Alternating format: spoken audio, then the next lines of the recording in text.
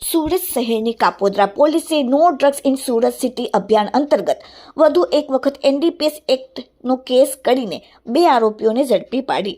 Surat police commissioner Anupamsinh ગેહલોતના આદેશ મુજબ સમગ્ર સુરત શહેરમાંથી માદક કેફી દ્રવ્યોની હેરાફેરી તથા પેડલરોને પકડી પાડવા માટે સૂચના આપેલ હતી. જે સૂચનાને અનુસંધાને કાપોદ્રા પોલીસ સ્ટેશનના સર્વેલન્સ સ્ટાફના માણસો કેફી દ્રવ્યોની હેરાફેરી તથા પેડલરોને પકડી પાડવા માટે ફિલ્ડમાં હતા. તે દરમિયાન સર્વેલન્સ સ્ટાફના માણસોને અંગત બાતમીના આધારે આરોપી હિંમતભાઈ હડિયા ઉંમર 37 રહેવાસી સાઈનાથ સોસાયટી કાપોદ્રા, આરોપી 2 દીપક ઉર્ફે સુખો અનિલભાઈ સોનાવરે કાપોદ્રા વિસ્તારમાં આવેલ અલગ અલગ બ્રિજ નીચે કાપોદ્રામાં રહે છે. તે બંને સુરતના કાપોદ્રા વિસ્તારમાં 4 રસ્તા પાસે DGVCLની સબ ડિવિઝનની ઓફિસ ઇન્ડિયન પેટ્રોલ પંપની ગલીમાં જાહેરમાં બેસી ગાંજાનું વેચાણ કરે છે.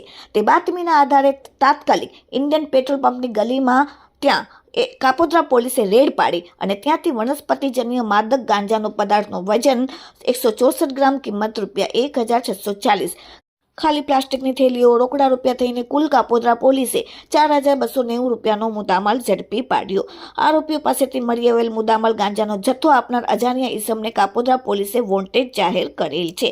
એટલું જ નહીં પણ આરોપી હિંમત શામજીભાઈ હડિયાનો મહેન્દ્રપુરા, કાપોદ્રા એમ થઈને કુલ 4 પોલીસ સ્ટેશનમાં ગુનાહિત ઇતિહાસ પર ધરાવે છે, જ્યારે દીપકનો કાપોદ્રા પોલીસ સ્ટેશનમાં 1 ગુનાહિત ઇતિહાસ ધરાવે છે. Bureau report, daily India TV.